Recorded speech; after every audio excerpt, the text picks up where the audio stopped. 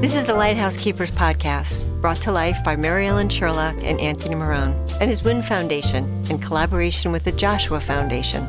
Our mission is straightforward. In a world often focused on the individual, this podcast seeks to shine a light on the remarkable collective spirit of humanity. We're dedicated to bringing you inspiring conversations with exceptional organizations and individuals devoted to creating a better world. Hello, welcome back to the Lighthouse Keepers podcast. I'm your host, Mary Ellen Sherlock, and I'm thrilled to introduce you to today's guest. We have Assemblyman Steve Stern, and we have Dave Tracy joining us. Dave is the president and founder of the Three Village Dads Club. And we're here today to talk about the incredible work that Steve Stern has done with veterans. And the fact that, Dave, you are a Marine and a veteran, and proud of it. We're here to talk about some of the wonderful work that you've done, and also to talk about veterans, because I don't think we talk about it enough. I think some of the statistics I'm going to say are pretty astounding. There are 1.3 million people, Americans, that are serving in the armed forces today. 762,000, I think, are on reserves, and everybody else is active duty. But there are 16 million veterans in America today. And that's why I think the work that you've done, Steve, is pretty profound, and a lot of the work that you continue to do in Albany. I don't know if our viewers know this, but of that 16 million, almost 3 million come right here from Nassau and Suffolk County, larger than California, Texas, and Florida. It's really outstanding. So congratulations to you and the work that you're doing. Can you tell us a little bit about it? Sure. Well, Marilyn, first of all, thank you for having me. And Dave, it's good to be with you. And thank you for your service to our great nation. And you certainly say thank you to all of our dear friend Anthony Marone for bringing us all together today. Absolutely. I'm very proud of the work that I've been able to do, both in my capacity as a current New York State Assemblyman. Prior to going up to Albany to represent our community, it was my privilege to serve as Suffolk County legislator for 6 terms. And during those 6 terms, I had the opportunity to serve as chairman of the Veterans Committee for all 12 of those years. And I'm thrilled now to have just been named as the chairman of the Veterans Affairs Committee in the New York State Assembly. Congratulations. Thank you. Hip, hip, hooray. Yes, Love to hear that. And so while I appreciate the leadership position, certainly I'm much more excited about the tremendous work that we've been able to do for our veterans and their families during all of that time. When it has come to job training for our returning veterans, making sure that housing opportunities are available, and certainly when it comes to too many of our veterans that are facing challenges when they come home, so often after numerous tours overseas, dealing with the challenges of PTSD, TBI, and the unacceptably high rate of veteran suicide. And so these are priorities for me and for members of my committee and for all of my colleagues at every level of government. We understand very well that here in Suffolk County, which is home to the largest number of veterans in all of New York State, which is something that we're all very, very proud of. But too many of our veterans, our families, our loved ones, our neighbors, leaders within our community, many times need our assistance as their families do as well. And so these are the priorities that I bring with me up to Albany, and we're very proud of the record that we've been able to implement here, in many cases, not just making critically important impact for so many, but serving as a model for the rest of the state and even the rest of the nation. Exactly. Speaking of serving as a model, our good friend Dave is back here. Dave, you actually did a couple of tours when you were in the Marines, is that right? I did, yes. Yeah. And I think some of the stuff that Steve has spoken about, you've lived that. And you know some of your compatriots that were there, and everything that he is fighting for veterans, you can see now. We're not talking about, although I will say this, the statistics actually said the largest amount of veterans was from the Vietnam War. But there's a significant amount of people that in the tours that that this is exactly why, this support is needed. You want to give any color on that, just in your specific? Sure, yeah. So, the term veteran really stretches over decades. You know, I would say, you know, we like to think of a veteran as one kind of person, but I mean, really, we're talking the end of the World War II era veterans that are sadly, you know, phasing out in the veteran kind of sphere. The Vietnam guys, Korean guys, you know, and then there's a few little conflicts, and then there's the Iraq and the Afghanistan. Different generations brought up, raised differently in different eras, different technologies. So while we all fall under the same umbrella as the term veteran, each has their own, I guess, needs and things that we should kind of focus on and how to help. You know, it's not always one thing fixes all. You know, sometimes there's different things that need to be addressed. But yeah, no. I'm the quartermaster of my VFW, the Veterans of Foreign Wars, in Setauket. And we have a wide range of veterans. We have our Vietnam veterans. We sadly just lost our last World War II veteran not too long ago. But our Vietnam veterans are the aging and an older community now. So their needs are focused more on the medical care or the elder care. Whereas my generation, we're not there yet. So we have kind of different needs for housing and tax breaks and educational you know, benefits. So the term veteran really kind of runs the gamut, but yeah, no. So it's great what Assemblyman Stern has done here, and I've seen direct, you know, I've seen direct benefits from that. It is nice to live in Suffolk and have tax breaks, you know, on my home for having served. As we've said, it's not why I joined, it's not why I did it, but it is certainly nice to be recognized in that way. Can I ask you a question? Do you think that most veterans, whatever their age is, are aware of the benefits that in other words, you mentioned, you know, some of us are like, listen, we're good, you know, I came back and I have a good job and I have a home and a wife and family, and are they looking for those? How do you let people know the types of benefits? I'll just speak about my father-in-law. He was a veteran, and he was like, I didn't know that I'm able to get like my hearing aids through. And do people actually know, or is that like, how would they find out about that? I think Dave would probably agree that that when working with our veterans and their families, perhaps the greatest challenge isn't the substance. It's not that the services are not there. It's that there isn't nearly enough awareness within the veterans community. And so as often as we try, as hard as we try to get the word out, to get the information out there, it continues to be a tremendous challenge. And that's not just a challenge here locally, but across the country. And it's been that way for far too long. Yeah. So that's why, Mary Ellen, what you're doing here today is so critically important, because if we have the opportunity to share information and it gets out to just a couple of viewers, we've made a difference today. Yes. Dave spends a great deal of his very valuable time reaching out to thousands of members of his community, and that message goes far beyond just those that he's in touch with on a daily basis. Right. That's exactly the kind of effort that this subject matter desperately needs. Right.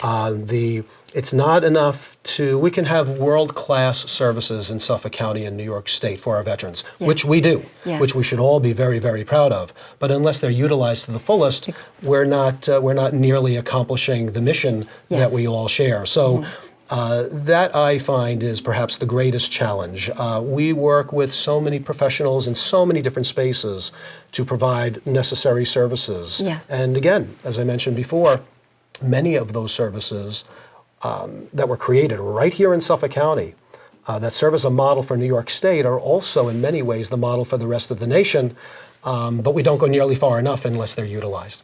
Is that, I don't mean to be glib, I'm just know the people of my dad's generation, sometimes it's a sense of pride. I'm good. You know, there's part about being a serviceman and serving your country. You have tremendous pride in what you're doing, and there's great honor in that.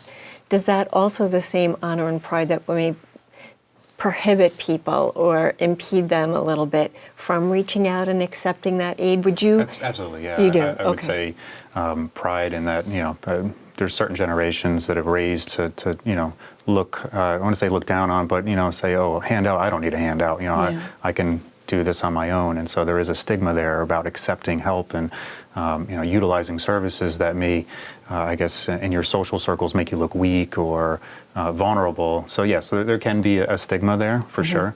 But as the Assemblyman was saying, getting the word out is really the key, because if they don't know about it, they don't know that they can benefit from it. And being on Facebook and being on a social media platform, yes, I have the ability to reach out to a few thousand members, but that's just such a small slice, and that's only on Facebook. I don't have an Instagram following or anything to that extent. So and again, the older generations, they're not really on the social media platform. So again, so each kind of generation of veteran has its own needs and their own ways of kind of going about things. I know just in my veterans post, the older generation still look forward to postcards in the mail or phone calls that there's a meeting next week. We don't do those things anymore. We send out emails and social media blasts. So it's kind of tough balancing that. But places like our veteran posts, American Legions and other veteran organizations, or the VA hospital, those are places where we can focus on getting that information out, and it does. And when it comes into us, as an organization, we try to put it out to our members. But again, getting the word out is probably one of the bigger things. And then if they take advantage of it and then they talk to each other that they're doing it, it actually welcomes more to take advantage of, and they don't seem like they're the only one that's accepting help or assistance. So I have to tell you a funny story. My dad is 93, and he served in the Army, and he wears the First Armory Division hat, and wonderful. I really have to tell you, I'm really so pleased the number of people who stop him and say, "Mr. Sherlock, thank you for your service." And he's so like, thank you for acknowledging that. So that, I think that means a lot. And then my dad, God forbid you find he's in a gaggle of men and they start talking, and for him it is a bonding experience. I don't know if you feel the same way, but the acknowledgement that he served. I think sometimes, the parades that we take our kids to, and everybody's got the flags from Stop and Shop. But I think it means a lot when people march in parades that acknowledge those things. Do we do more? I mean, how do we? Well, I'll share with you something that we just did a couple of days ago.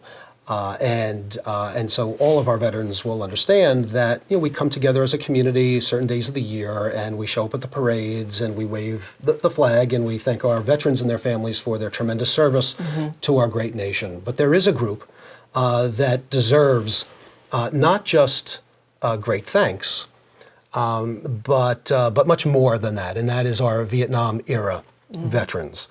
So just a couple of days ago, I hosted a welcome for veterans throughout New York State.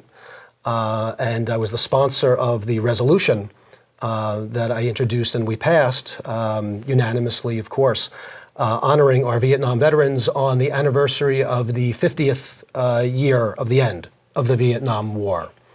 And it was an opportunity to not only welcome our veterans, not only an opportunity to say thank you, but most importantly for the Vietnam era heroes, a way to say welcome home. Right. Because too many of our veterans will share their stories today, years and years later, about how they were not so welcome coming home. We would hear stories about how as soon as the military plane landed, they would go into the bathroom real quick and change into civilian clothes so they wouldn't be identified as a veteran coming back to our country. And that's devastating. It's devastating. Devastating, and something that I like to believe, and I think we've all experienced firsthand, that thankfully our veterans receive the recognition that they certainly have earned and deserve, that those days are long gone, which is something we should all be very proud of. Yes. But certainly for our Vietnam era, and Dave points out that they are now of advanced age and have a whole list of new challenges that they face, that we all have a responsibility to help them and their families step up to meet. Right. But certainly recognition is important, and to continue to send that message to say thank you. And I think most importantly, not just for our veterans of all eras, but how we act and how we support them and their families sends a critically important message for our next generation down. And that these are men and women that not only show us what it's like to be leaders, not just what it's like to serve our great nation, but perhaps most importantly, what it means to be an American. Yes, that's a great point. I have to tell you something. I know this came up when, excuse me, the two of us or three of us were doing the pre-interview. And I mentioned the number one book last year in 2024 was a book by Kristen Hanna, and it was called The Women. And the book is actually about a woman that goes into the Vietnam War to serve as a nurse. And her parents are embarrassed. Her friends don't want to know her. It's the number one book. And when I think of my children and my nieces and nephews that read this book, they're of the age where they had no idea, to your point, Steve, that these Vietnam vets were coming back and were not well received by their own country. And so I think that is pretty devastating. I think she used a storybook to educate the difficulty. It's the number one book. And I think that's an important thing for people to recognize today. Dave, you also said something which I can't let this interview end without making sure that we bring this up. We were talking a lot about, the fact that what do we want this discussion to be about? And it's obviously, Steve, your great work up in Albany and continuing to do amazing things for the veterans. But also we talked about, Dave, your service. And you said, Mary Ellen, nobody, I think you said, I didn't join the service for a president. I went into service for my country. And I think that's what most of the people that you are advocating for in Albany, that's exactly why they did it, for their country. Absolutely. So to know that they went, and their families are also part of their service, their children.